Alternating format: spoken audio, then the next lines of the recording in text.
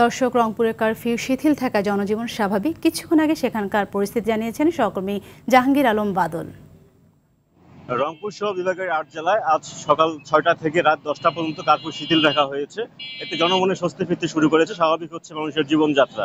আমরা এখন রয়েছি রংপুর জেলা স্কুল মোড়ে। এখানে আমরা দেখাবো যে আসলে এখানে পুলিশের চেকপোস্ট রয়েছে এবং তারা সন্দেহভাজন কাউকে মনে হলে তারা কিন্তু তল্লাশি করছেন এবং তাকে জিজ্ঞাসাবাদ করছেন।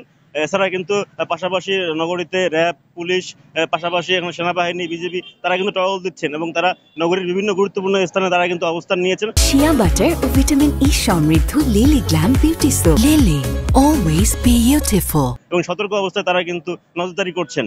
সব মিলিয়ে রংপুরের যে এখন পর্যন্ত পরিস্থিতি, বিভাগীয় কমিশনের পক্ষ থেকে যেটি বারবার বলা হচ্ছে যে সবকিছু স্বাভাবিক রয়েছে, এখন পর্যন্ত সবকিছু নিয়ন্ত্রণে তারা কিন্তু নিজ মতো কাজ করছেন এবং সব প্রশাসনিক দল তারা কিন্তু মাঠে রয়েছেন। বিশেষ করে সেনাবাহিনী, র্যাব, পুলিশ, বিজেপি তারা কিন্তু নিয়মিত টহল জোরদার করেছেন। আপাতত এই ছিল আমার কাছে রংপুরের কারফিউ পরিস্থিতি সর্বশেষ খবর।